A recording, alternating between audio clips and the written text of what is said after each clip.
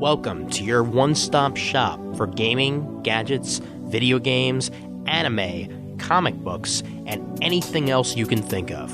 It is the Geekspeak Report at speakgeekspeak.com, hosted by Ian Levinstein and a co-host which has yet to be named. It is time for the Geekspeak Co-Host Challenge. Joining us for today's episode is Brent Cassina, regular co-host of Comic Timing. Here we are with Geekspeak Report, Episode 3. Hey there, everybody. My name is Ian Levinstein, and welcome to the Geekspeak Report. I guess we'll call it Episode 3. The last episode came out, I'd say, just about a year ago, so this is pretty much on track of about one a year, which is about as many Rogues Galleries I put out once upon a time for Comic Timing. Now, this is going to be a special episode. If you've listened to Geekspeak feed lately, or if you listened to the last episode of Comic Timing, you found out about it, or even if you're on the forums, this is going to be the selection show, and we'll do a couple other things also. And on this episode is actually my co-host for Comic Timing. I like to call him the co-host, not co-host, even though he's a co-host. He's Brent Cassina. What's up, Brent? What's going on, Ian? Not much, man, not much. Welcome to Geekspeak. Thanks. It feels different. Oh, really? Is it the extended hey that I do at the beginning? I think that was part of it. Okay, cool. Yeah. You still have the hey there, folks, right? Oh, of course, dude. I think for the sake of copyright infringement, that I don't sue the other co-hosts for Geekspeak, that you're using the same intro for Geekspeak that you use as Comic Timing, which you've been doing more often than Geekspeak. Therefore, it would take precedence for the hey there, folks. Yeah. So you could say like, hey there, buddies, or hey there, pals. Hey, that's why I specifically said, hey there, everybody, because that was actually my original opening. That was my original opening for Geekspeak back in the day. Started off every show with the hey there, everybody. So, it's all good. All right, just checking. Okay, good. I don't want there to be a tussle. 25 episodes down the line for this show. And this sort of banter is what you should expect from now on in the Geekspeak Report. Although two people going at it. Right. Although it won't be Brent, it'll be the five others, which I'll be talking about on the show. And actually, let's start off with that.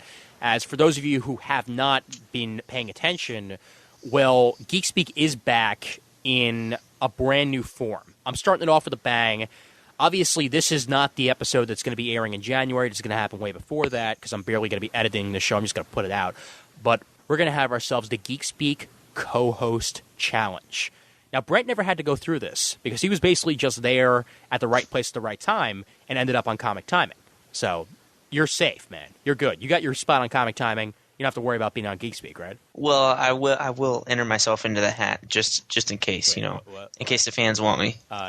You didn't tell me about this, man. I put it on the forums. You never explicitly said I was not allowed to enter. Dude, and you gave me the hat and the 5 names, so I'm adding my little name right here. I have to talk to you once a week already, man. In there. I have to talk to you once a week already, man. I mean, seriously. Before I know it, I'm going to be, accidentally talking to you when you're not there. Well, I don't have the biggest fans in the world. I mean, they're going to vote for other people, so it don't matter. I'm not going to win anyway. But we'll just put my name in here, and we'll see who gets picked first, okay. All right. That works. But the other guys that are running for it, just to run down the names here, we got the Marvelous Patrick, who actually does a webcomic and has a website, obviously, at marvelouspatrick.com. We've got the Geek Pastor himself, Wayne Cordova, which I'm actually really happy to have. I didn't expect him to go up there and, say, hey, I want to be on another show. But, we're more than happy to have him on the show. So Wayne Cordova, who has been on Comic Timing before, will be trying out for Geekspeak. Also, the only guy who actually has been on Geekspeak before is actually number 6, Troy Mata. And he is going to be, once again, trying to be a regular on Geekspeak. Well, obviously, before he was just on a Geekspeak showcase spotlight that I used to do. And now he's actually going to be trying for the co-host gig. We've also got Tamalo, because there has to be at least one female going for it. And we've got the Yanni. So we've got 5 different people that are going to be trying for this, which means we're going to have 5 different episodes. I'm not quite sure if it's going to be weekly, but at least it's going to be probably twice weekly. So expect them to come out at least bi-weekly. Now, once an episode comes out, I'm thinking, what do you think of this, Brent? And I'm going to shoot this at you here. Do you think I should try and get maybe a commentary on that episode out? Have us 1 or 2 people on and say how they thought that person did and put that on the feed also? I don't know. I think you should just let the work speak for itself and let everybody else decide. Okay, cool. Cool, that works. And obviously, if anybody wants to send in audio comments, they can. And I want to say the email address, considering that it's been so freaking long since I've actually used this for any show. It's speakgeekspeak@gmail.com. That's speakgeekspeak@gmail.com. That's where you can find any information you need on Geekspeak if you want to get in touch with me that way. So if you want to send in any audio comments, you can. But those are the 5 that are going for it here. So we're going to start the show off with that. And to be impartial, I'm not the guy picking it. It's going to be Brent. He's got 5 names in a hat that he's going to be rustling around. Six. I keep forgetting that you've got yourself in there, man, you bastard. I'm sorry. You made me do it. Jesus. So semi-impartial. Right. Yeah. See, this is why I call him the co-host, not co-host. Because if you give him too much power, he just runs with it, man. Seriously. I'm power tripping right now, man. I know you are, dude. I mean, it's bad enough that I gave you a login to the website, man. Now you can post whenever you want. Yeah. All right. Well, the contestants are waiting, so let's hear the ruffle. Just ruffle the shuffle. Let me stick my mic down here. Okay. Can you hear that? You getting that? I can hear that. Yeah. All right. Okay. First one. Oh, Brent Casina, number 1. All right. Okay, good. That works because the episode you're on right now is actually the episode that you're participating in, so that works. So you're done already. Oh, damn it. Sucker. Yeah. All right. Let's go with for the real 5. number 1. Okay. The real number 1. Some more shuffling. Wayne Cordova, numero 1. All right. So the Geek Pastor will be first. So probably the first week in January, you'll be hearing the first episode of the Geekspeak Co-Host Challenge with the Geek Pastor Wayne Cordova. All right, number 2. Do you want to hear the hat? Yeah, sure. That's the hat. Why not? Okay, that's the hat right there. Okay. All right. The Yanni, number 2. All right. So the Yanni is up there for numero 2. Let's go to Trace. Troy Mata, number 3. All right. Hey, number 6 is number 3. How about that? Tamalo, number 4. All right. And that would leave one more. But you know what? I want to hear the hat anyway.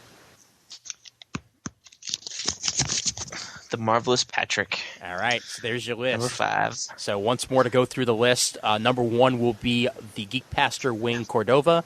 Number 2 will be the Yanni, right? I'm remembering this off the top of my head.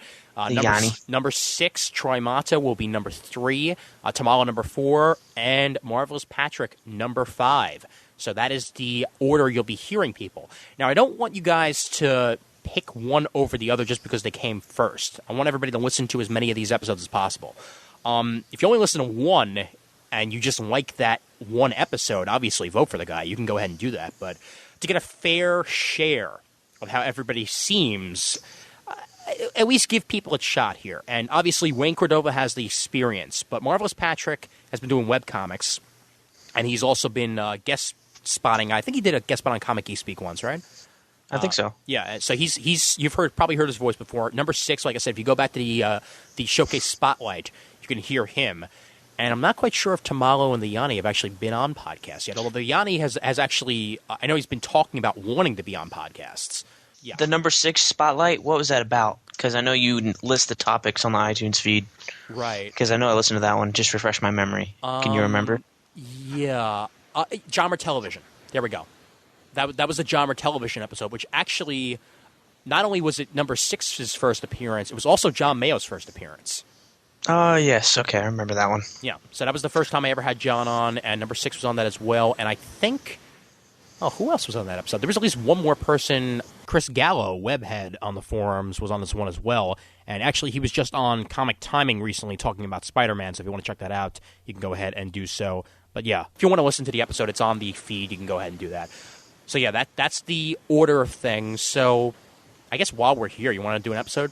Sure, why not? That way it counts, and you can count me out, not put me on the poll and all that. Okay, that's fine. However, if you want to send praise to Brent Casina, you can just talk to him on the forums or send an email to comictiming@gmail.com and say, "Wow, dude, I loved you on Geekspeak. You should totally steal that away from Ian." Well, I was going to say you should probably wait to put up the voting poll until after all the episodes have been released. That's exactly what I'm going to be doing, yes. See, he's smart, folks. So he doesn't need me around to tell him what to do. All right, there we go. All right, so we're going to be talking about the wide range of stuff on this episode. I've got a anime report to do. Yeah, I'm sorry, that's copyrighted Comic Geekspeak. So I'm just going to talk about the Anime Fest. New York Anime Fest happened about 2 weeks ago now, so I'm going to touch on that a little bit. The last episode of Journeyman just aired on TV, literally right before I was recording this. So I want to talk about that a little bit because that was probably my best favorite new show of the fall season. And I want to touch on that, definitely. The Wii shortage I'll touch on a little bit, PlayStation 3 commercials, and Brett, what do you got? We're going to have a grammar segment where it's best favorite is not a good grammar. We're going to talk about the Dark Knight trailer. Hey, what is you say, man? Come on, seriously. The best, greatest? Come on. It's two adjectives that don't go together. Dude, it's either the best or it's the greatest. Awesomest super. It's awesomest super. Awesomest super, intelligent, awesome, great. This is why you're a podcaster, not a real radio host, because you're grammar. So, what else do we have, Brett? Well, I recently saw the New Frontier trailer over on IGN.com. Mm-hmm. It's really slow, and so therefore Ian hasn't seen it yet. Yeah. There wasn't much footage, but we'll get to that later. Yeah. I'm going to give a I Am Legend review since I recently saw that. Oh, and I also saw the Golden Compass too. Oh, good. Yeah, I saw that as well, so we'll actually both be able to talk about that. So there you go. That's plenty of content right there, right? Hell yeah. Hell yeah. More than 30 minutes, I'm sure. That's definitely more than 30 minutes. This will be more like an old school episode of Geekspeak. It's frightening enough to say. However, I will end it with some geek music. I do have that ready to go, but that'll be at the end of the show. So you want to start with Golden Compass first? Golden Compass? Yeah. I don't know who it's directed by, but Nicole Kidman is in it. Not Dakota Fanning, but some other Dakota Blue Richards or something is the main girl. I'm looking this up because I got to actually have names to go with this. Let's see here. All right, here we go. James Bond is in it. Yes. What's his name? Okay, Daniel Craig. His name in real life is not James Bond. He didn't change his name to James Bond. It's Daniel Craig. Oh, Daniel Craig. Yeah. Dakota Blue Richards, like you said, played Lyra. Ben Walker played Roger. Freddie Highmore was Pantaleimon. And Ian McKellen, of course, was the voice of Yorick, which was actually really, really good. Because you got to have a fantasy movie with Ian McKellen. Pretty much, no. Yeah, it's just the way it goes. And Chris Weitz actually directed this, with Philip Pullman and Chris Wrights doing the novel and screenplay. Okay, have you read the novels that this is based on? I haven't. However, the people I went to the movie with did. So they had some issues with the movie. I read them long ago, and my brother recently read them. I think I read them around the time when the last one came out. Uh-huh. It's a trilogy of novels. The first one, in America here, it's called The Golden Compass. I think the UK has a different title. Mm-hmm. The second one is called The Subtle Knife. Yeah. And the third one is called The Amber Spyglass, and they're all part of this His Dark Materials trilogy. Right. And to give overall synopsis, you didn't really get much of it here. There's a big protest going on about this movie that, it's anti-God and all this other stuff, and you got a little bit of that, but it really comes into the later novels when they talk about what dust is, and I can't remember exactly what it is. And they didn't give you any of that here. That was a disappointing thing because I think you got a little bit of it in the first book. Well, but what it all comes down to is a war against God. Uh-huh. Lord Asriel, which is kind of funny that he's a comic character and an angel, name of an angel and all this other stuff. Yeah. Lord Asriel leads an army in the final book against God, and they use the alethiometer, the subtle knife, which can cut a doorway in between these dimensions, these parallel worlds and stuff, and the Amber Spyglass, which I forgot what that does exactly, but and it's a battle over free will and all this other stuff, and it was a little anti-religious, but I mean, like all fantasy, you got to take it with tongue in cheek. Sure, some guy writing it, I'm gonna have to definitely go back and put spoiler warning on this because considering you just went through all three books, let me just make sure to put that in the editing once that's done with. Okay, but anyway, continue. Well, I mean, you got to give an overview for what it's about. Well, sure. I mean, no. I don't think the movie gave this away at all. That kind of. Well, I was kind of hoping to see more hints at these things so that people would want to see a second movie. Also, they changed a lot of what the alethiometer actually was from what I know about it. Because again, like I said, I haven't read the books. However, people I went with did, and they told me all about it. They kept saying that it speaks the truth. It helps you see the truth and all that, but that's not really how it translates to. It's more like it lets you see things that aren't there. Like they might be available, but it's not like seeing seeing through lies or anything like that. It's just pointing you in the right direction, just like a compass would. Yeah, which is why it's called the Golden Compass. It pretty much just tells you things you would want to know What'd you that think? are, being left out of the conversation. Did you like the acting at least? Oh, the movie? I did like it. I mean, it wasn't the greatest thing I've ever seen. I do think it beats the first Narnia movie by spades. I just thought that it was more mature. Disagree, but whatever. Really? Yeah. I thought this movie was a lot more mature than the first Narnia movie. Maybe the PG-13 rating helped. Certainly the polar bear fight was badass. Probably the best part of the movie. They didn't pull any punches when they killed people. You didn't see any blood or anything, but you saw the demons whisk into the air and kind of thing. But I like the acting. I like Daniel Craig, even though he was only in it for about 10 minutes total. I thought I was going to get annoyed with the girl, but I actually really liked her. Yeah, I really liked she was fun. Yorick, the polar bear. And I guess the demon kind of thing, no good grammar there. It came across well. I think this is where you get in the difference between the books and the movies. And, we're talking about real novels, not comics versus movies like we usually do on Comic Timing. So, in the novel, the relationship between the demon and the human is more explained. Like, it's an actual representation of that person's soul. Right. And they go into the things that, like, whatever your demon manifests into has an effect on what you do in life. Like, you saw all the soldiers and guards, their demons were dogs. Yeah. And if your demon forms into a dog, it basically means you're meant to be a servant. So you go into, like, law enforcement or, a servant-type position kind of thing. And when Whereas, you're a kid, your demon's constantly in flux because you don't know what you're going to be yet. Right, because basically you haven't decided who you're going to be as a person and what you're going to be as you grow up. So basically when your demon manifests and stays the same, that decides what kind of person you're going to be. And in that world, the Magisterian appoints you to some post or something like that, I think. Yeah. I could be way off. Remember, I haven't read them in years, but that's basically the gist of it. Well, and that's why they said it's a crime for somebody else to touch another person's demon, because you touch another person's soul in physical form. It's supposed to cause, like, real painful harm, which I don't think they got across in the movie that much. I mean, the girl was in pain, but she should have been screaming her fucking lungs out. Yeah. The way the book puts it. Well, plus they bother to say that when the kid lost his demon, that he dies. It's as simple as that. Because he's a soulless shell now. Well, right, but he does die when he's back at the village. Because when you don't have a soul, obviously you're going to die. You might be alive for a few seconds after that, but if you don't have a soul, you can't live. Just like if you don't have a demon, you can't live, because that pretty much is your soul in these books.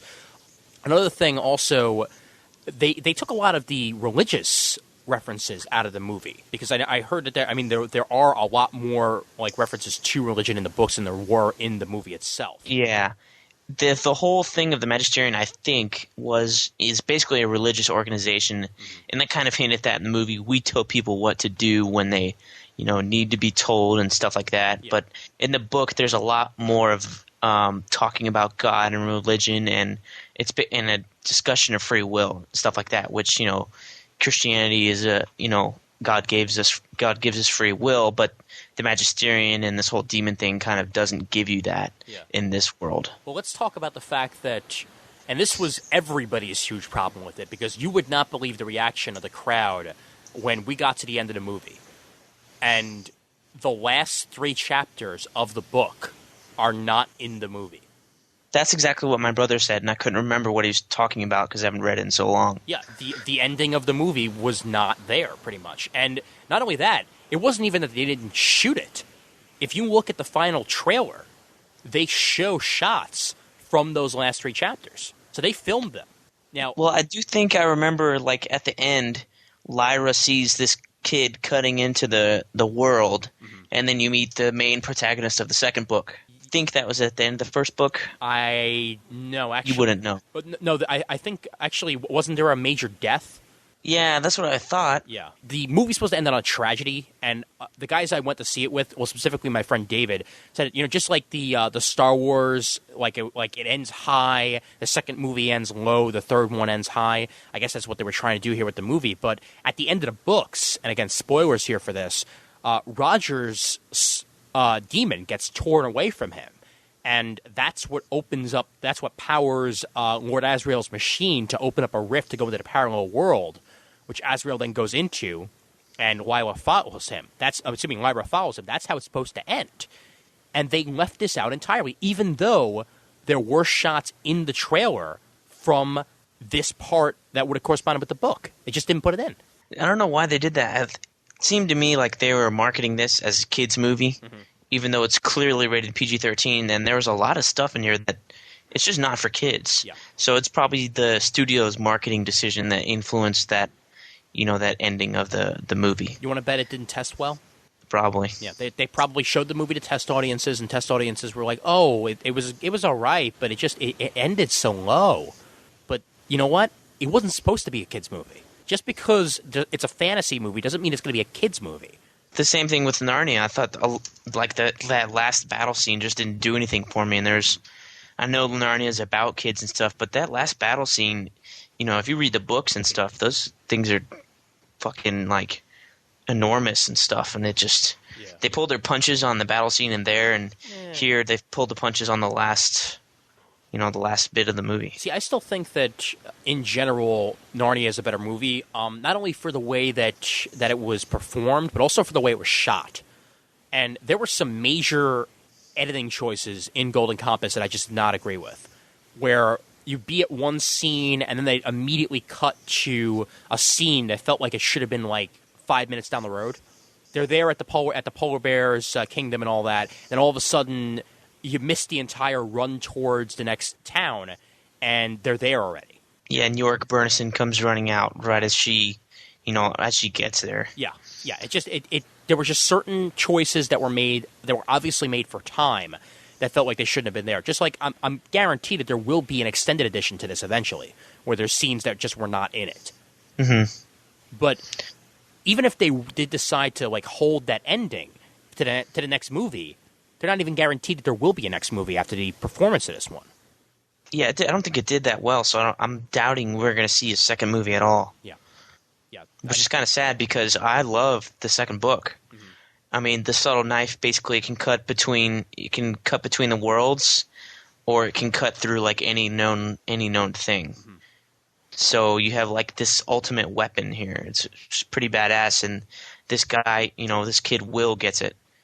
And starts going through his own world and finding secret passages and stuff like that. Yeah. And eventually he meets up with Lyra, and they start talking about things. And then they go into the third book. So if they do make this second movie, hopefully it'll get a lot more of the feel of the book, which was adult fare, but had kids as main characters and protagonists. Right. Yeah, I certainly hope so, too. And, I mean, I will read these books at some point, because right now I'm actually in the middle of Cavalier and Clay. So once I'm done with that, and Cavalier and Clay is a long-ass book. And considering the fact that I read a lot of comics, it's been taking me frickin' forever to actually get done with Cavalier and Clay. But once I'm done with that, probably move on to the his Dark Materials books and actually go through those. Well, they definitely got to get this adult thing down, because the third book is just – it's not for kids at all, basically. Yeah. And if they translate into that and into a kid movie, it's not going to work, period. I certainly hope so. Out of 5, what do you give it? I'd give it a 3. It wasn't terrible. I wasn't too terribly disappointed, but I guess that could have been because I haven't read the books in forever. Yeah. I'm going to give it a 3 out of 5 also. Even people that did read the books recently and still had it in their minds that I went to see it with said it was all right, it just could have been better. And I guess 3 is pretty much a neutral rating, so that's what I'm going to give it there. Let's move on to I Am Legend, because that's the one I'll be asking you questions about, I guess. But let's give you a little review of it here, and don't be that spoilery on it. But you can give away I guess basic plot elements. All right. Well, I saw it yesterday. There's free popcorn day at Regal Cinema, so that's pretty good. Nice. Saw it during the day. So I didn't see it on IMAX because they posted the Dark Knight prologue. Somebody took a video camcorder and posted it up on YouTube, so I watched that to save myself some extra money. Yeah. Which, after viewing that, I would rule that you don't have to spend the extra money to see it on IMAX. Okay. You really only get one good shot of the Joker, and this trailer shows more of the Joker than this thing does. Oh, yeah. And this thing's going to be in the movie anyway, so you're not going to miss anything, I presume. Yeah. And if it's not, it'll be on the DVD and it'll be on the web, I'm sure. Mm-hmm. But onto the movie. It's Will Smith and his dog. They are alone in New York City, It basically opens up. You don't know anything, just that it's Will Smith and his dog, and they're driving through the city hunting for deer and like Times Square and all this other stuff. Mm-hmm. And there are lions roaming loose, I guess, from the zoo somewhere. Seeing Madagascar, I guess they're from the Central Park Zoo, and they talk. Yeah. Did you see that movie, Madagascar? Yeah, I saw Madagascar, and I'm pretty sure that they don't talk in I Am Legend, but they do in Madagascar. Yeah, no, they don't talk here. But anyway, you find out that the world's population he thinks it's gone because of a virus, and it starts off that some lady who basically is only in it for the first 5 minutes of the movie discovered a cure for cancer. Mm-hmm. Well, not really, because everybody who she gave her new cancer cure virus to ended up with some form of death or something, and then it mutated into this other thing, and now we have these human mutant things that live in the shadows and have ragged clothing and like the smell of blood and are afraid to light. But they're not really vampires, even though they sound like it. Yeah. There was no vampire teeth or anything like that. Okay. So a lot of the first part of the movie is Will Smith riding around hunting for food and trying out some different these things, and then something tragic happens, and you're kind of sad. And then once that happens, he gets real sad, and well, I guess I don't want to give it away, but the end of the movie just came out of nowhere. It's kind of like a Deus Ex Machina, kind of thing, an act of God, and it's just kind of like, oh, really? You're going to do this now? Okay. And so you kind of along with that, and then there's a final confrontation with a bunch of the monsters, and that ends, and I don't know. I thought it could have ended better. I haven't read the book or the graphic novels or anything. Mm-hmm. It was just, I guess, you know how Castaway had that weird ending? Yeah. Where he's kind of like alone and everybody else has moved on with his life and he doesn't know what to do. Mm-hmm. This kind of has the same feel at the end. Okay. So don't be expecting some big happy release or anything like that. Well, just tell me this much. The actual book ends, and again, spoilers here, with him committing suicide because he realizes that he is literally a relic in time, that he is the last human, so it doesn't make sense for him to even live anymore. So he kills himself, and that's the end. I highly doubt that happens at the end of this, right? You know what? I can't really discuss it. Okay. Because it's a little different from that. Right. Okay. Good. But if I were to discuss it, I have to tell you why. Okay. And then that would give away the Deus Ex Machina that kind of comes out of nowhere, and you're like, what the fuck? All right. So, but it's not as straightforward as I just said it, right? No. Okay. Good. All right. Because it is pretty damn straightforward from what I heard in the novel / graphic novel, that sort of shit. Again, this is a story that's been around for years, and this is about the third time it's been made into a movie, and they obviously each one has had its like subtle quirks and differences from the book. And there hasn't been a straight adaptation of the book yet. They've all varied at points. It's probably because he just gives himself up at the end of the book. I mean, from what you say. Oh, and by the way, did you happen to see the Superman Batman advertisement in the background? I did see that.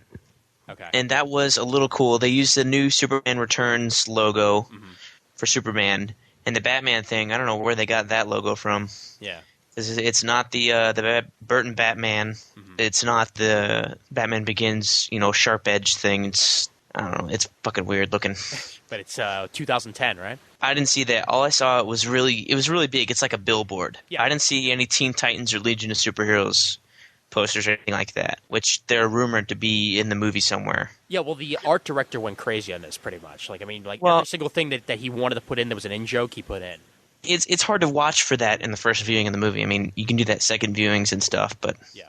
I'm trying to follow the story, damn it. I don't want to be looking for my comic shit. How's Will Smith's acting? I thought it was pretty good. His interactions with the dog, I mean, the dog in there's one of the best animal actors I've ever seen, or at least best behaved. I mean, he's really well trained, and Will Smith talks to the dog and talks to himself, kind of like Castaway.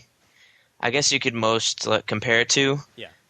Castaway, for its solitude, like if you compare the solitudes of these two guys, Castaway did a better job of exploring what that does to a person, Yeah, Castaway was a volleyball.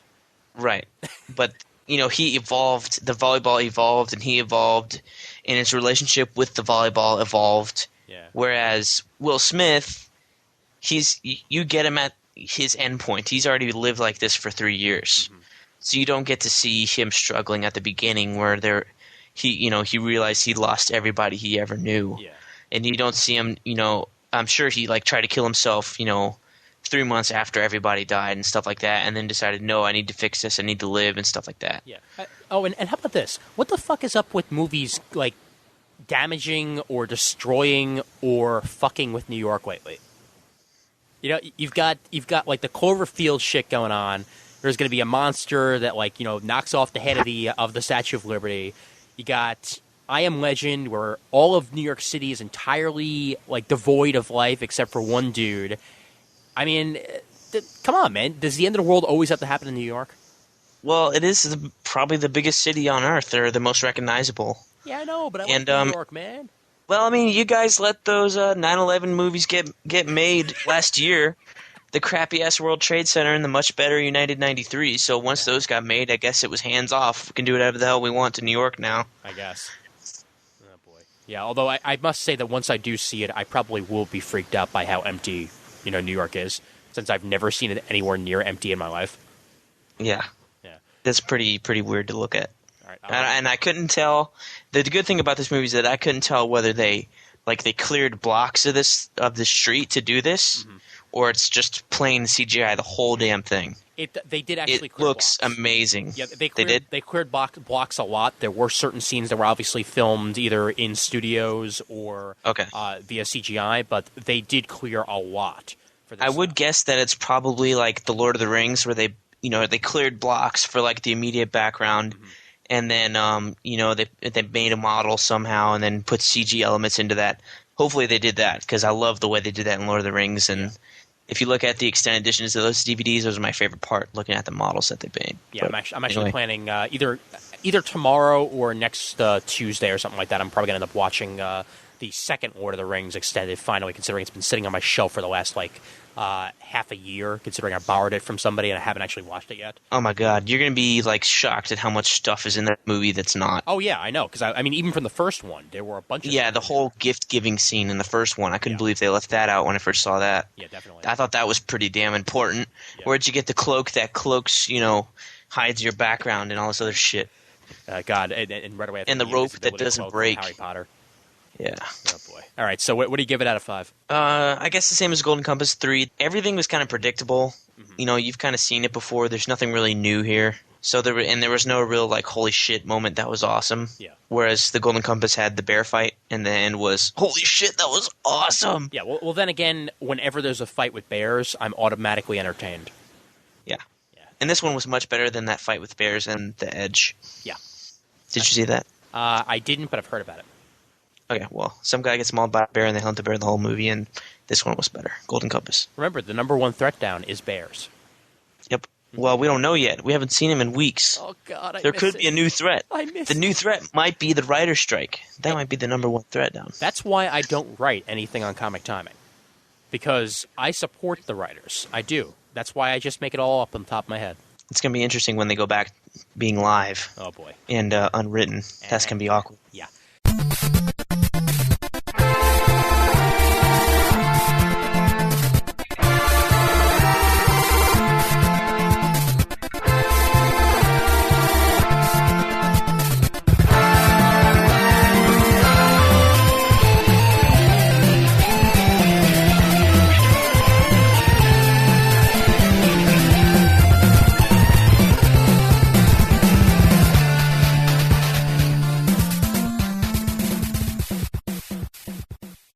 All right, my turn here. I'm going to talk about the New York Anime Fest, which happened about 2 weeks back. This is the first New York Anime Fest that took place. It's by the same guys who do New York Comic Con, which is bigger, better, and has double the space. Sorry, I had to throw that in there. It's still it might be triple this time. You don't know yet. It might be, for all we know. I don't know. But again, it's by the same guys, and New York Comic Con might be big, but Jesus frickin' Christ, was New York Anime Fest small. It didn't even take up an eighth of the Jacob Javits Center. It was in a basement. So there were 2 events going on, and this is great because it was like, you ever see that episode of Home Movies where the sci-fi convention was in town at the same time as the Renaissance Fair? We had a ballet or a dance competition when MegaCon was going on last year. Nice. And you had to walk across the convention center Oh, beautiful. Threw the ballet kids and all that other stuff in. Well, I guess people in costume did, those anime freaks. Well, yeah, but imagine, like, 2 really geeky things happening at once. You know, like there was a Magic convention going on at the same time as the anime convention. It wasn't even a Magic convention; it was a Magic tournament. I'm not sure if it was the finals, but it was definitely one of the like big tournaments for Magic going on. And literally next door was New York Anime Fest. So geek mecca going on right there. The costumes were great. That much I'll say. There were some nice cosplayers there. There was a guy dressed up like L from Death Note. He was walking around barefoot and giving out lollipops. That was good times. My main issue with the show, though, is because of the size, there were not that many panels. And you know just from talking with me, Brent, that I'm really into panels, especially fan panels. And there were not that many fan panels at this show. Why didn't you put one on yourself like you usually do? Because it was a first-year con, I actually sort of wanted to explore the floor. And chances are next year I'll probably actually put my hat in the ring and do something like that. But also I know which cons I'm good for. Like I know for Boston, I'm almost guaranteed space. You know, for next I'm guaranteed space. I'd never worked with the New York Anime Fest guys before, so I didn't know whether or not I'd be able to get in. And that was another reason why I did it. They did give me a press pass, though, which was nice. Specifically because I showed, hey, I do a podcast, comic timing. Oh, great. Hey, great. Come on in. That's perfect. I don't know if they're going to want to after I finish this review, but... Well, this isn't on comic timing, so there you go. That's true. That's absolutely true. But the dealer's room was weak. And I mean weak. Because there were maybe 3 dealers at the entire place that I gave a shit about. There was a combination almost of the artists with the dealers. And I like to see that separate. I like to see more room for the dealers and more room for the artists. Well, there were not that much room for the artists and not that much room for the dealers in this. And the aisles, while not nearly as like thin as they were at New York Comic Con the first year, and you know my horror stories about that already. These were barely navigational. Like you could get by a little bit, but just not nearly as well as I wanted to. I did find some cool things, even stuff that you'd be happy that I found. Like I found, I think, 4 out of the 6 Batman Year 1 figures I was able to find. Batman Season 1 figures, actually. Season 1. Yeah, Season 1, not Year 1. If it was Year 1, I'd be even happier. But I don't think they make those. Yeah, I think they might, actually. I'm not entirely certain. There might be a couple out there. But I found the Batmobile, Joker, which is actually a really awesome Joker. He's got a bunch of guns hanging out from him. They're hilarious. I found Robin, and I found Catwoman. All I needed now is Harley Quinn and Batman, and I finished the set. So that's great, because I just finished my Season 2 set, so that works. Those are the little mini things? Yeah, those are the mini things. That's the one I took a picture of the Azrael that I got in that set. It was actually really nice. Bastard. Yeah. Well, dude, you can get it off eBay. Yes. I got the real DC Superheroes Azrael figure. Yes. Well, so that's twice the size as yours, bitch. Yes, it certainly is. Whatcha? Next year, I definitely want to see more of a dealer presence. They did have some actual industry panels, but I don't know. Industry panels bore me because you can so easily find out all that information online that it's just why even bother sitting through it? Because they're just going to spout the same things that they're already spouting in their press releases. So they don't break news here like they do at the comic conventions. Well, even but see, that's the thing. Even at comic conventions, when they break news, they're on Newsarama the next day. Or even like an hour later, just like with this with Anime News Network, they're on literally 5 minutes later. I didn't bother going to any of that. I went to the Geek Nights guys. Rem and Scott had a panel. They actually did a live episode from the con, which was pretty cool. I went to that, and that was actually the only panel I went to the entire time I was there. I went there 2 days. Didn't bother going on Sunday. Decided to help my girlfriend put up her tree and put up ornaments instead. And yeah, I was just, in general, wasn't really that impressed. For a first-year con, went off without a hitch, I guess. No fire department being called, but certainly wasn't anything special. So I'll give it about maybe 2 out of 5, 3 out of 5 on that one. So what would improve them? More space? What would improve it? Definitely more space. Certainly more dealers. Because I want to be able to find a bunch of stuff at this place. And also improve your fan presence. Give me more of a reason to show up, and that would be great. There was a really nice concert I went to at one point that was kind of fun, but the concert was at 4 and was in the back of the room. So it wasn't even like they had a special spot for the concert. It was just literally in the back of the dealer room, which was a bit of a pain in the ass to deal with. So what are you going to do? All in all, nice first-year con, but it definitely needs improvement.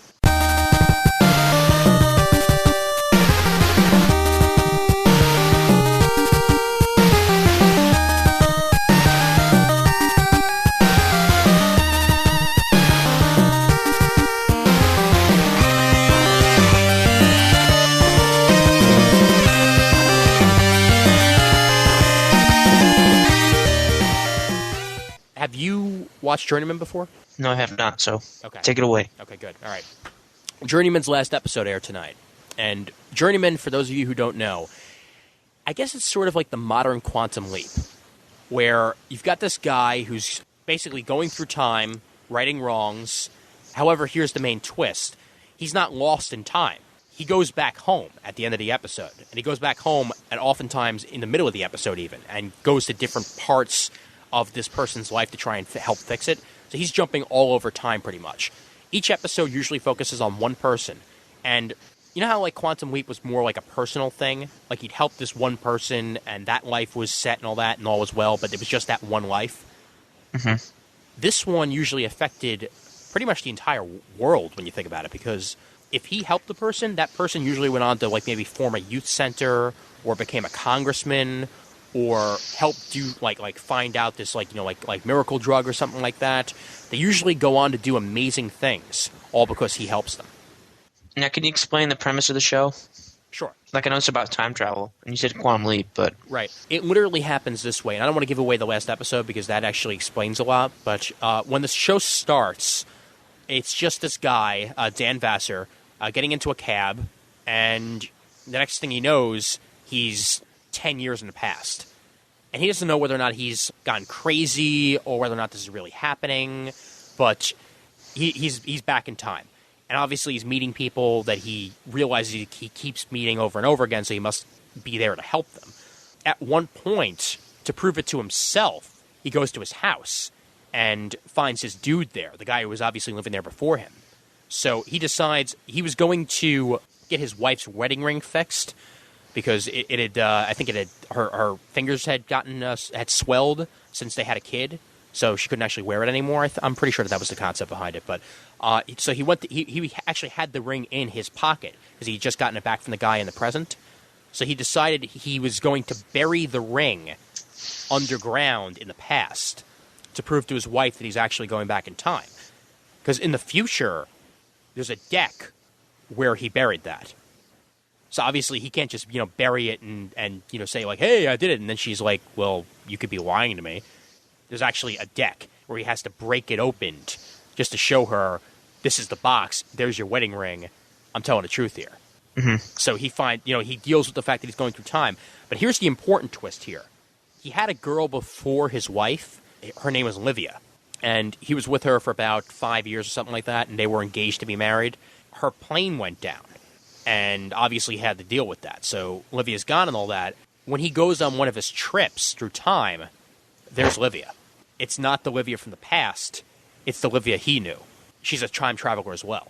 What? Yep. She didn't go down with the plane. She leapt through time while she was on the plane. And never came back? And never came back. But again, there's a huge... She didn't love him, huh? There's a huge twist on that as well. No, she can't control where she goes. Just like he can't. Oh, so this just happens arbitrarily? Right. They are linked, however. Livia's been doing it longer, so she's like the advice giver for him. But they can't control when they're going. Like they could just be like doing something somewhere and then end up right there and then back. Blink and you're there. Right. Exactly. He works for a newspaper, so he's able to get information on people pretty easily, especially the people that he's helping out, which is a nice plus. But his brother is a cop. The brother thinks that he's gone back to gambling, because he keeps disappearing like this and showing up all like mumbled and jumbled like that, because he used to be a chronic gambler back in like the old days. So his brother's trying to figure out what the hell's going on and obviously causing problems for him. It's a very well-acted, well-thought-out show that really never got the time of day, and yet again fell into the same problem that Studio 60 on the Sunset Strip fell in, because apparently nothing can survive that 10 o'clock slot on Mondays for NBC anymore. Mm-hmm. So, really good show. You should give it a shot. Well, speaking of other TV, I Love New York 2 and Tila Tequila just ended. They both chose their men. I guess Tila Tequila, that's kind of a spoiler, but yeah, I did watch them. I had a better time watching Tila Tequila. I just thought it was a better show as far as them dating reality shows go. I think the relationships there felt a lot more real. And by this time, and like Flavor Flav, that show, if you ever watched that, Flavor of Love, like the editing there, it feels really cheesy and corny, and they have all this cornball music and all this other stuff. Where basically, it's a game. Basically. You know, they're there for entertainment purposes. It's not really real. Tila Tequila, like, when you watched it, you actually felt that there was a connection. Whereas I Love New York, this one guy was an asshole, and this other guy grovels at her feet all the time, and that's about it. You know, either it was highly edited, or they're just there to be there. What makes you know what I mean? What makes you attracted to these dating shows? Because I really can't stand reality shows like that. I really don't know. I guess it's the outrageousness of it.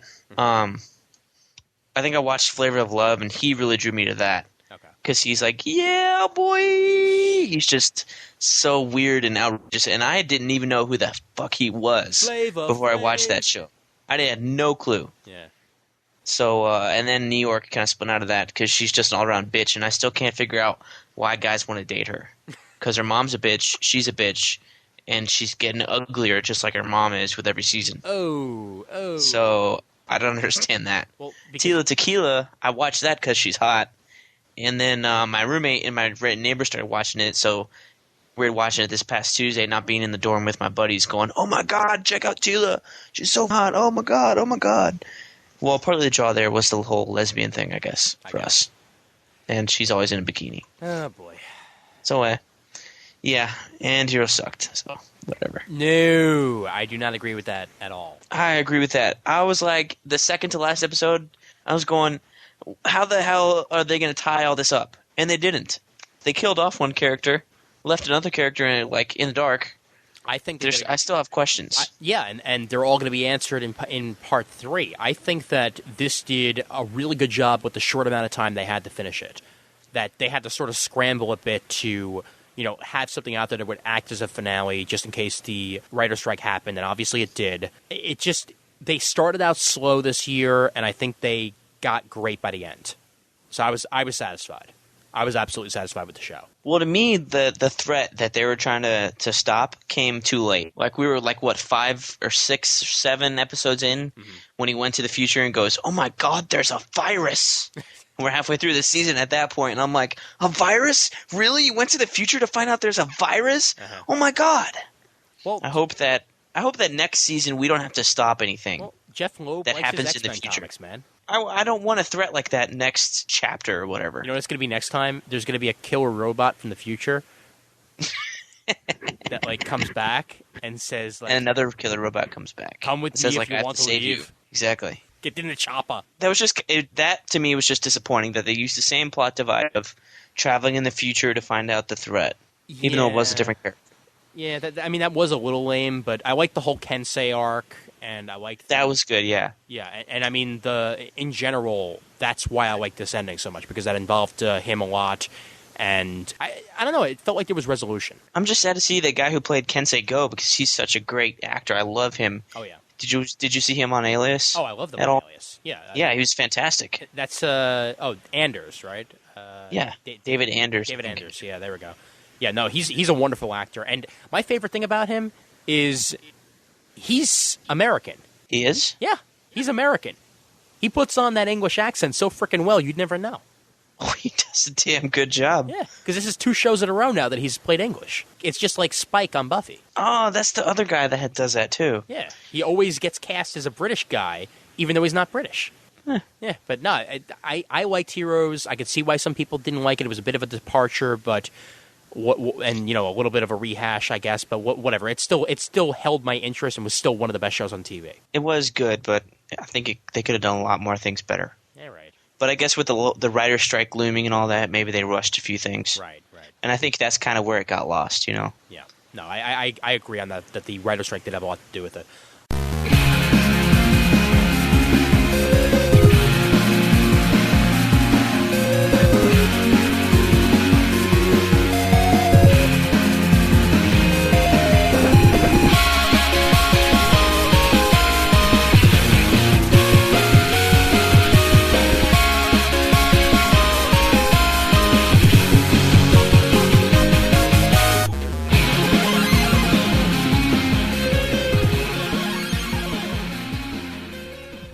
All right, let's switch over to the video games because I have some comments to make on here, especially the whole Wii situation and how there ain't any.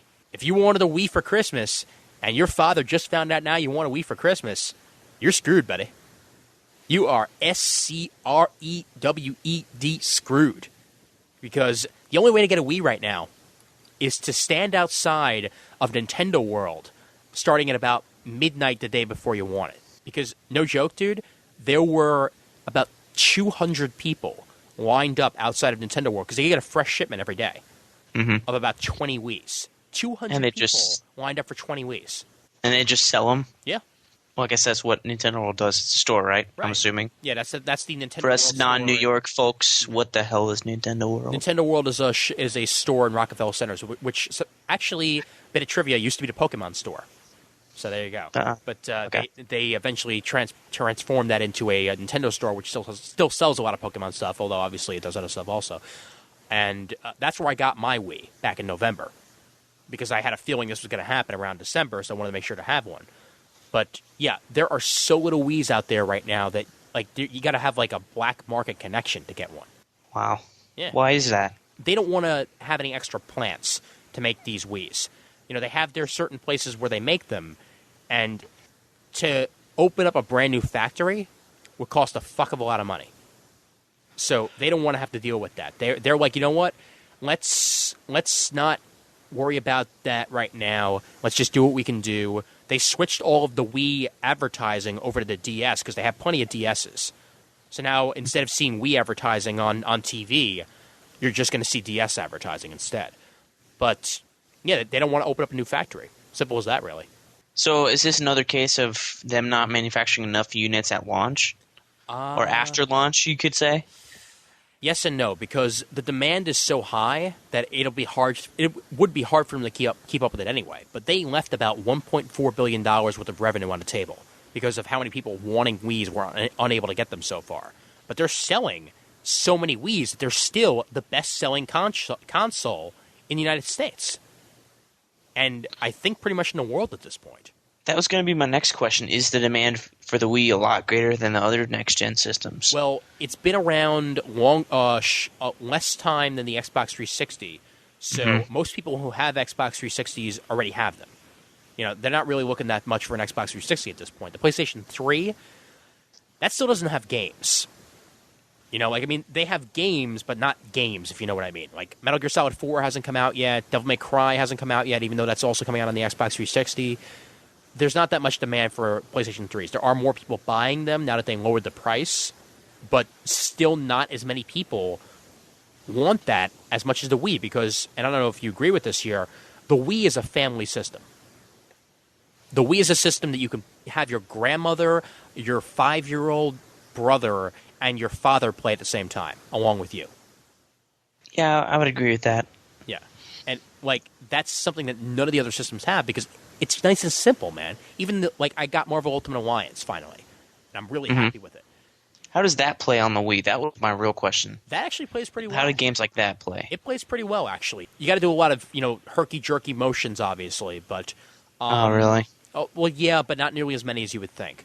You control... So, jump and stuff? Or is that the attacks? No. Those are the attacks. Jump button is on the nunchuck. So there's a Z button on the nunchuck that you press to jump, which is fine. To attack, you do a combination of A and B, and then different movements will give you different attacks. Like if you want to do Captain America's shield throw, you move your hand forward with the AB, and it'll do that. If you want to do a web throw, move it to the front and AB, and you'll be able to do that. That sort of thing. Okay, that's like pushing R2 and L2 on the PS3. Right, exactly.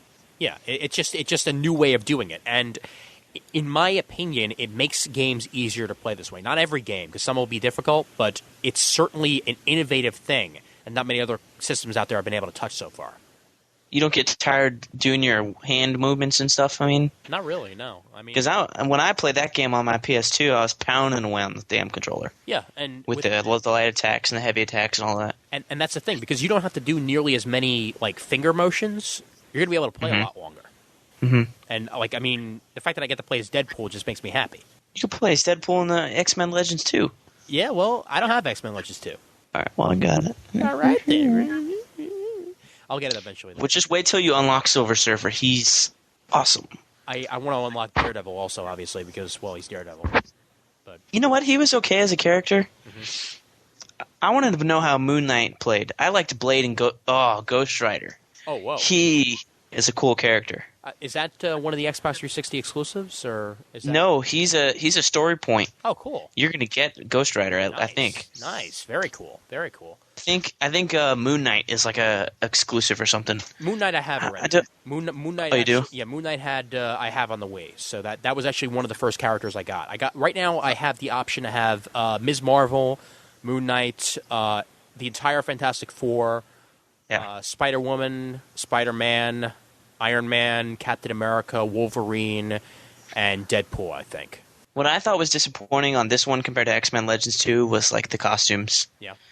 Like X-Men Legends 2, there's so many different costumes, and like they just made random shit up half the time, and it was just really wacky and weird. And this time it was all like, okay. Yeah, well, I mean, they have like World War II Captain America, and Yeah, but that's I don't know. I know what that looks like, and that's like the ultimate version anyway. Yeah, true. Yeah, but all in all, though, I'm happy with the Wii, and I can understand why there is so much of a demand. If I were them at this point, I'd open up that damn factory. I'd open up another one just to have more of them available. Have you gotten any of the Rayman Rabbit games yet? No, I do have Wii. I do, however, have WarioWare, which is a lot like that from the looks of things. It's another one of those mini game ones where you're like. No, you need to get one of them Rabbit games because those things are like on crack. Yeah. You'll play that and be like, what the fuck were they thinking when they designed this? Because they have to be shooting something up. WarioWare is crazy though. All right, you have levels where you got to pick somebody's freaking nose. All right, well that's kind of weird and gross, but I mean the Rayman Rabbit games, they're just. I think it takes it to another level. Yeah. Because I did play like a little bit of the Wario game when I was at my friend's house, but and I played the Rabbit game too, and I like the Rabbit game a lot more. Yeah. What do you think? Because it was actual like mini games, whereas Wario you kind of did one thing real quick and then you won or lost. Right. To me, anyway. Yeah. What do you think of the new PlayStation 3 ad campaign? The whole twirly, herky-jerky transforming things. Yeah. Do you want it? Do you need it? Ladies and gentlemen. Yeah, it's all right. I certainly like the Wii ones better where they're like, would you like to play? I like the music on that. Yeah. Bow, bow, bow, bow, bow, bow, bow, bow, bow. What I find fun about those commercials for PlayStation 3, though, is that they finally are showing game footage. It took them a year. Before now, they never showed game footage in their frickin' commercials. It's like, well, I don't really remember any PS3 commercials from before. The only ones were that one with like the exploding baby, like they had like the baby doll that like had like the exploding head. Oh yeah, it was like the levitating things. Yeah. It was the baby or something, and they're just in this white room, and then you saw the PS3, and it's like the pillar from 2001 or something. It's like, oh. Yeah. I remember that. And they were stupid. Yeah. Because they had nothing to do with anything. Now, at least, and although, funniest quote out of this whole campaign, a friend of mine goes up to me and says, oh yeah, so I heard that new PlayStation 3 commercial. It was pretty good. Although I'm still not buying a PlayStation 3. I will, however, illegally download the song, though. And that's exactly what I did and what a bunch of other people did. They went out there, they got the song, but they're not buying a PlayStation 3. Well, the fact that it costs $600, I'm sure, is a huge stopgap for a lot of people. When I bought my Wii, it was my Wii Play, Paper Mario, a nunchuck, the component cables, and that cost me altogether, I think, $375, which is not even enough to buy a PlayStation 3. Yeah, and a game. Yeah, so that's kind of sad. I was catching up over on IGN. They've like on the gear section. They've been doing reviews of like these new peripherals for the Wii Zapper, and this new thing from Nyko. Yeah, basically for the shooting games. And the Wii Zapper, I looked at it and had a video review of it. Basically, it's like a Tommy gun thing. You put your Wii remote on the very front of the thing, and then you tuck in your cord somewhere on the controller, and then put your nunchuck on the back. Oh, cool. So you've got both hands on the controller, and you aim it up kind of like a rifle. But they said they had problems with like the trigger or something. Right. trigger doesn't really respond or something like that. So then now there's like this $15 Nyko peripheral. Basically, it's a gun holster, and you put the Wiimote on the top. And then there's also a slot. You can plug your nunchuck, the cord, into the bottom of the gun. So it acts basically just like acts more like the Wiimote than anything. Oh, cool. And they said that trigger on that was a lot better, and it felt a lot better just aiming a real gun at the thing rather than like, two hands moving your whole body. Right. Yeah, I'm going to have to check that out then, because I was thinking of getting the zappers. Maybe I'll just get the Nyko one instead. Nyko makes good stuff. And it's only $15, so if it's cheap, you can just buy another one if you break it or something. I actually just got the Nyko recharger, which actually adds so much functionality to it because you don't have to go running for the batteries every time it runs out. All I do is, like, once I'm done playing, I put it back in the recharger, and next time I go to play, it's all charged and ready to go. Good place to keep your Wiimotes also. Do they use rechargeable battery? They use like AA's or something on the Wiimote? No, actually, that's on lithium ion or something? Yeah, they use AA's. However, these are like a proprietary Nyko rechargeable battery that fits right into the slot, and you don't even have to worry about replacing the batteries. That's just the Nyko chargers. Oh, yeah, I used to have those for my Game Boy Advance. Yeah. Yeah, those were really good. I used to like that. Yeah, and the only difference is that they even come with their own like battery pack top, where you're able to use that. Yeah, and there's like some metal thing, so it plugs right in there and charges it up like a cell phone. That's the exact same way it works.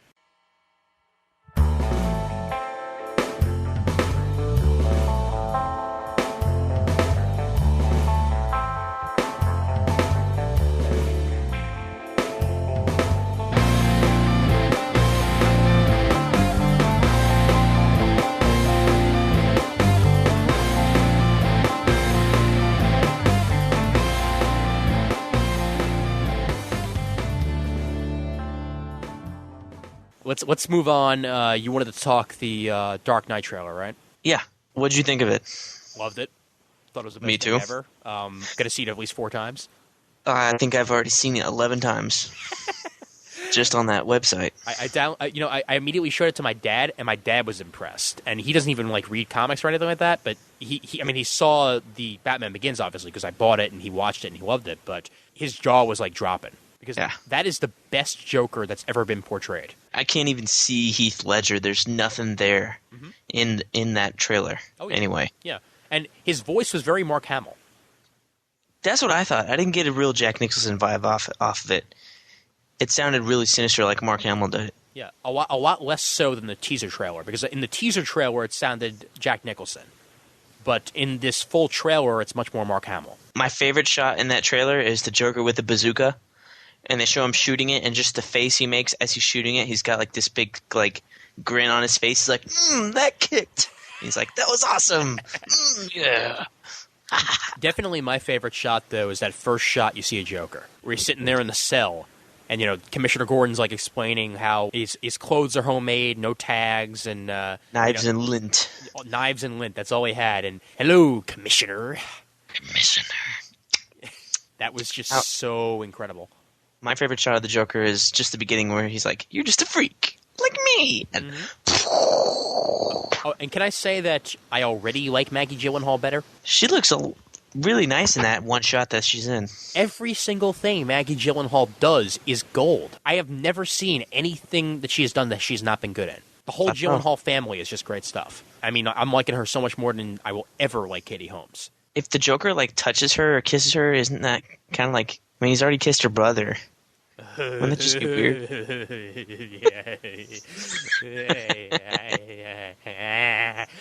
All right, so moving on. Thank you for absolutely creeping me out there. You're welcome. Yeah. What do you think of the new Batsuit? I finally got to see some better pictures of it. I guess I'm liking it a little more than I did when we first reviewed those pictures. Right. Way back on Comic Timing. I mean, like I said, I still think it looks a lot more like the costume, like the actual current comic book costume than the last one did. Yeah, I gotta depart from you there. Okay. Because the comic book, he's just wearing latex. I don't see your distinction. Okay, it's more slimline. I don't know. In my head, this feels so much more Batman than the last one did. Mm-hmm. I can imagine him wearing this, even though he does just wear latex. And in the comic books, it feels like this is almost like a bat armor. My only gripe with it is I think the bat symbol, now that it's the straight edge thing that they use on the logos and stuff, should have been bigger. As big as the one was on the first one, because you can barely see it. That I'll agree with. If they would have made that bigger, the whole thing would have been better. And I mean, the yellow, when he had that yellow oval on his chest in the movies, you could see that one because it had yellow on it. Oh, sure, yeah. I mean, to this day, though, I still find anytime, that ridiculous. Anytime Batman has just the plain black bat symbol, it goes across from, like, nipple to nipple. Mm-hmm. And I think that's the way it should be, like in the last movie. So that's my main gripe with it. Everything else looks fine for now. We'll definitely be seeing it when it comes out. And you want to touch a little bit on the New Frontier trailer real quick? Well, yeah. Before we recorded this, IGN just posted up on their DVD page a new trailer for the New Frontier. Shows more stuff than previous stuff we've seen. It's not just the Hal Jordan test animation of the cockpit exploding like on the Superman Doomsday DVD. Here we get to see Adam Strange. You get to see Hal Jordan like actually moving in the Green Lantern suit. You see Superman moving. You see Wonder Woman. I think you see Batman. And they do show that shot at the very end where everybody's walking. They do show the big alien menace at the end, which I thought was kind of weird that they showed that. But it looks good. You don't get any voices though. Uh-huh. You just get like the words like from the creators of Superman Doomsday and the exciting mind of executive producer Bruce Timm, the New Frontier. Mm-hmm. Like in white words. So in other words, we've still gotten more voices in that little like New Frontier trailer they did for the DVD than we do in this trailer. Yeah, this seems more like another teaser. You know what I mean? Yeah, but it's coming out soon, right? January, I think, end of January. Huh. Yeah, I would have thought by now they would have showed a little more. And the new Hellboy 2 trailer is supposed to come out tomorrow. Cool.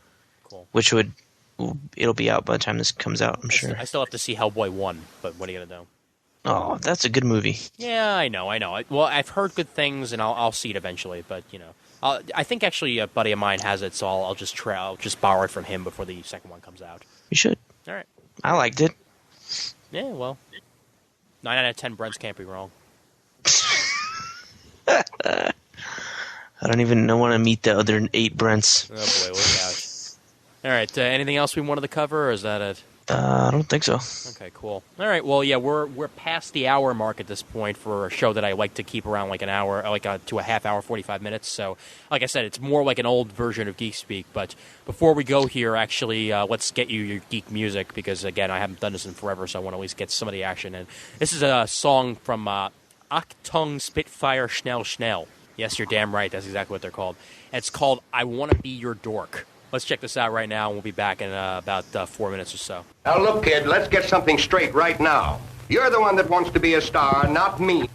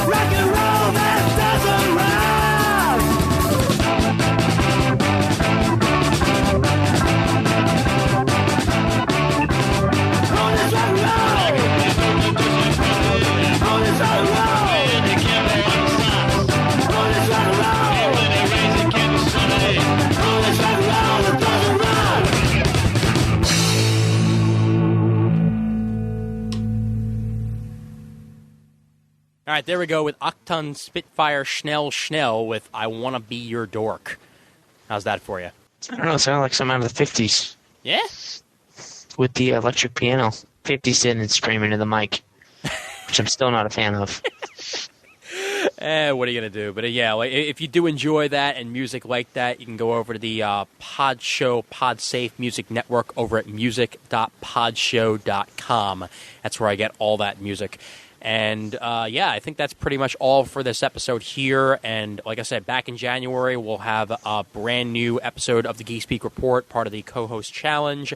And Brent Cassina is not part of that. Sorry, Brent. I only have one thing to say. Uh-oh. Let the games begin! It's over. All right. The email address for Geekspeak remains at speakgeekspeak@gmail.com. That's speakgeekspeak@gmail.com. Once again, music for the show is provided by the Pod Show, PodSafe Music Network over at music.podshow.com. And I want to thank Deluxe, Jeffrey Tosser, Pixie Tricks, Shonen Samurai, and Zircon for the opening and closing theme to the Geekspeak Report. You can find their music and a whole lot more over at ocremix.org. Also want to thank Anamanaguchi for the music. It's myspace.com/Anamanaguchi for him. And, yeah, if you want to do Podcast Alley and iTunes and all that crap, you can go ahead and do that. And, Brent, you want to plug anything real quickly? Comic Timing. Oh, yeah, I've never heard about that. What's that show about? It's about this host named Brent and this co-host named Ian, and they talk about comics and occasionally have some interesting people on. Oh, interesting. You know. Good. I'm glad to see that you're hosting your own show. That's fantastic. All right, speak.com/comic for that. And whenever Sean and Jim air his BK's Bullets that they do, I'm not even going to ask you to ask. Yeah, we'll let you know. Coming because we know what's upcoming. We've said it like 7 times. But all right, and here we go. First time I've been able to say this for a while. Have a great week. Enjoy your geek, and we'll see you next time here on a Geekspeak Report. Later, guys.